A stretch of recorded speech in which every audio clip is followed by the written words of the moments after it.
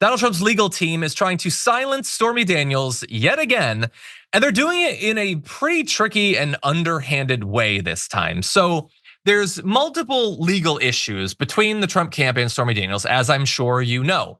In one of the cases, this is separate from the hush money trial that made so much news earlier this year, back when he would go on trial for things before judges put the kibosh on all that.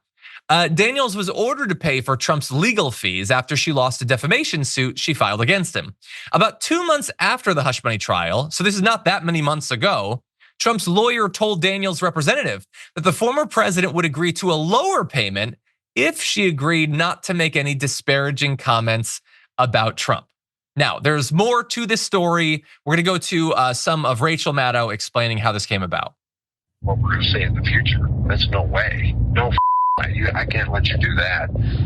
So he's like, okay, I gotta get back with him, So they want to cut some kind of deal where they silence you. Don't they know that won't work? It's not gonna happen. Okay, it's not gonna happen. Trump's lawyer basically offered to take it off the bottom line. They would pretend that Stormy Daniels owed less money to Trump than they actually believed she owed, if she also signed an agreement to not talk about Trump. So look, I don't know that there's anything about this that's necessarily illegal. And she could or could not want to do that. It seems like she doesn't want to do that, and I understand why.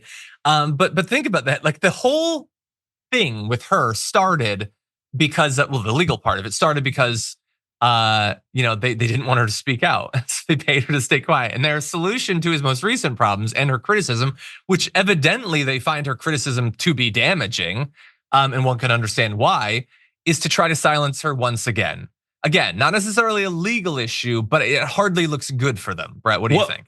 Well, no, that's the thing, is they're also admitting that everything she says about him is true.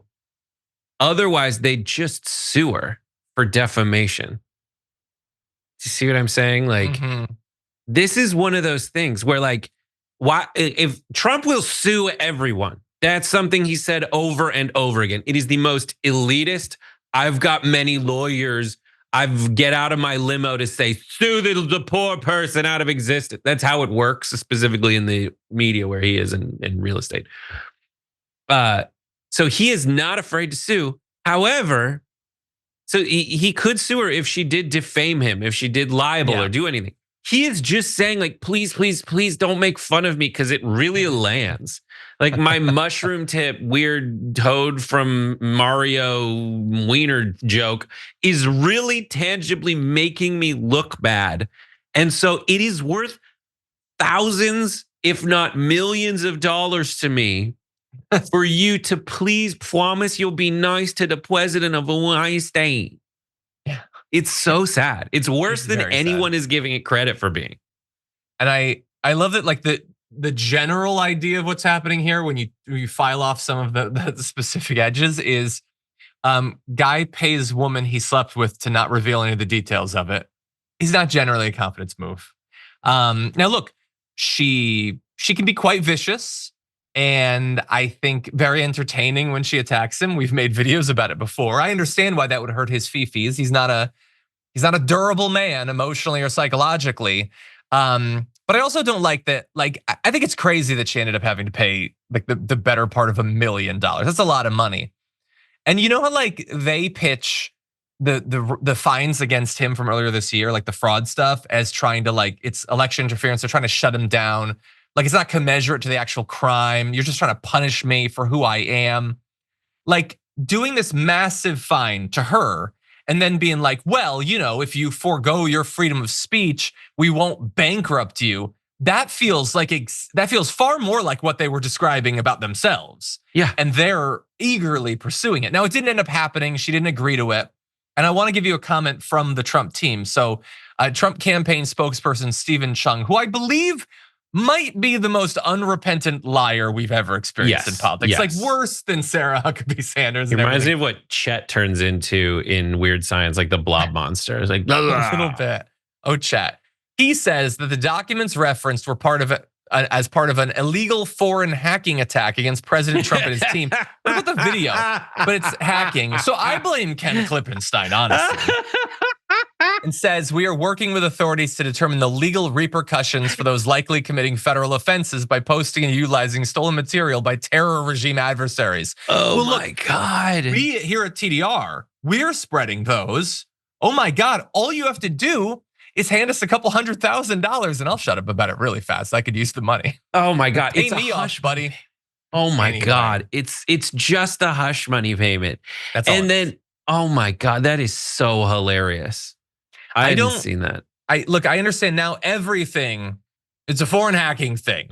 But Just like- until proven otherwise, it's a foreign hacking thing. Oh, you got the document we put together of publicly available information about JD Vance that we collated into one document? Foreign hacking operation. But also, like, how many times Russia, everything with you guys is a foreign hacking operation. Like, bro, that is literally your go-to move right now.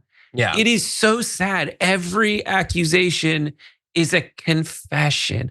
Like, I don't care. I don't think most people are like, there's plenty of people who are like, Russia.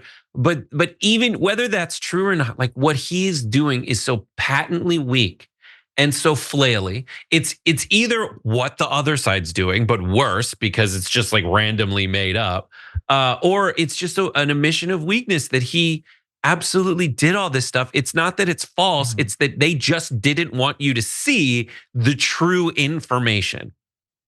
Yeah, about him, about his deals, or about JD Vance, or as Nina Turner calls him, Baby Vance. Baby Vance, actually say that. Anyway, well, I'm glad that she did not agree to it, although there were financial repercussions to that, and that she's continued to speak out against him because he deserves it for all that he's done. I mean, and again, I'll just briefly say, like, there should be so much more information out now about the various legal challenges that he's faced, and it is like there's been a lot of injustice in America. There is basically every day.